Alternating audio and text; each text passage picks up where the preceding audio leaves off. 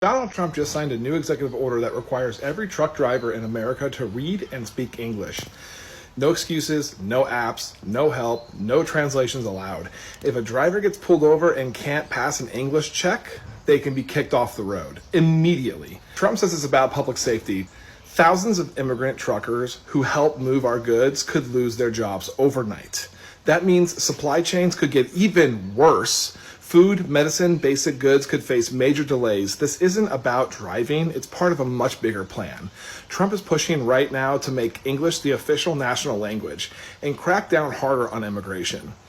Whether you agree with it or not, it's going to hit the economy fast. I was thinking about this. We are the richest country on the planet, one of the richest countries.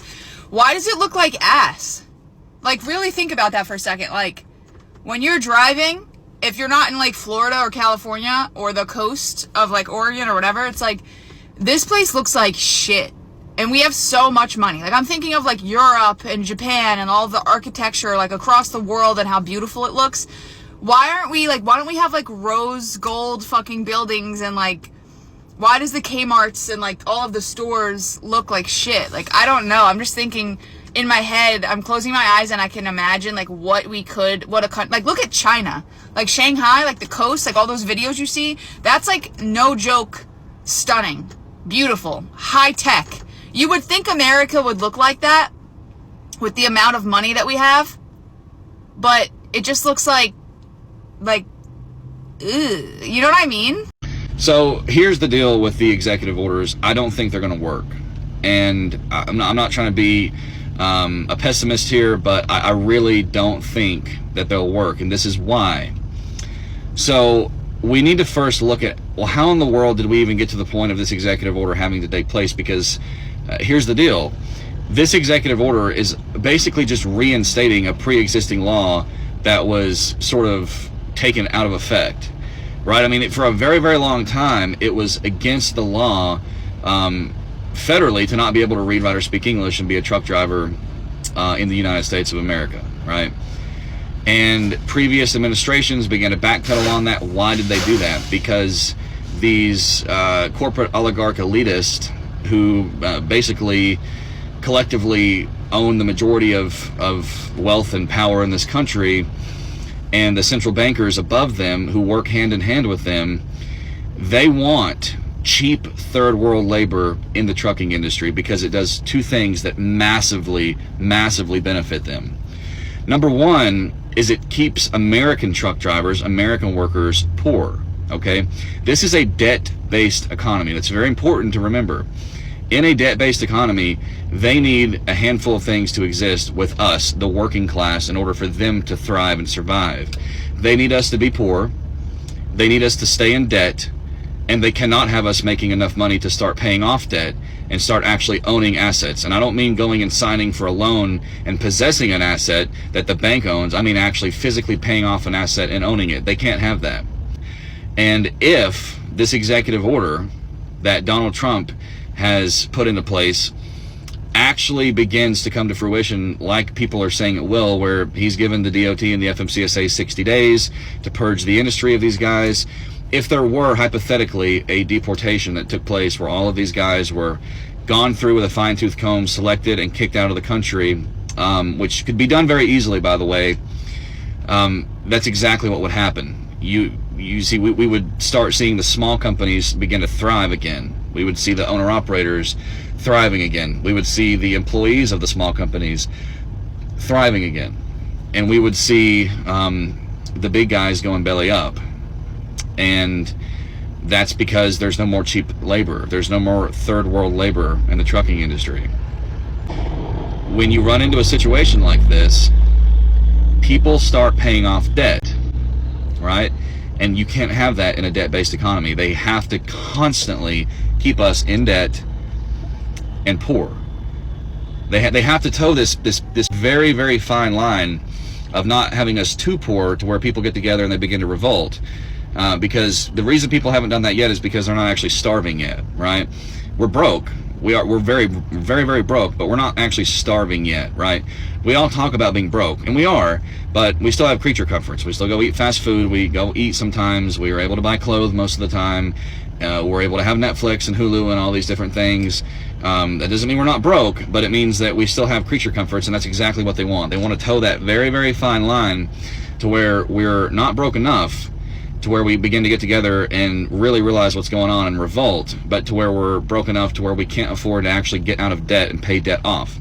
That's the name of the game. So it would just begin to start this wave, this ripple effect across America, where people are doing very well financially who previously weren't. They're paying debt off. They're beginning to actually own assets. And in a debt-based economy, that scares the central bankers to death. And beyond these corporate elitist oligarchs, that's the central bankers, right? It's literally the most powerful position you can be in. So that's how the chain of command works. The central bankers control these corporate elitist oligarchs. These corporate elitist oligarchs, they control what aspects of the government they can.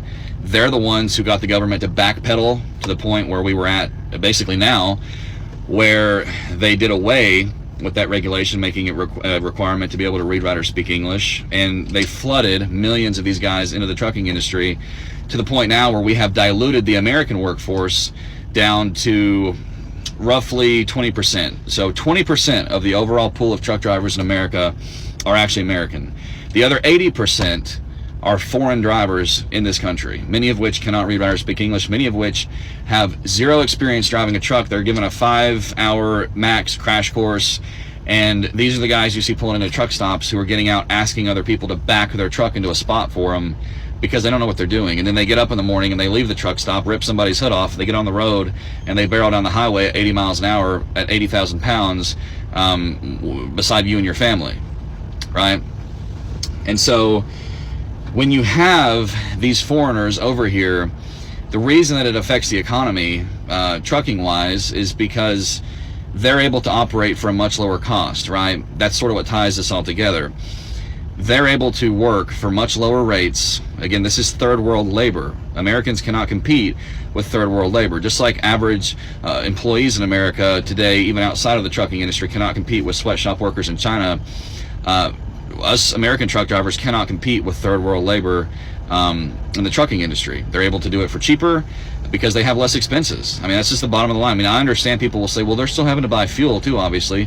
Yeah, but what they're doing is they're leasing trucks and trailers for pennies on the dollar from very shady leasing companies. They're constantly mismatching DOT numbers and MC numbers. They're not having to actually maintain a consistent operating authority like Americans are. A lot of them are not adhering to the insurance requirements required for cargo insurance and general liability and things like that. So they're saving in that aspect. And then also they ship these guys in on these HV1 visas from foreign countries. And these guys never have to go home. There's usually 2 or 3 of these guys in a truck. So they're team driving. They live in the truck for the entire 3-year stint that they're in America.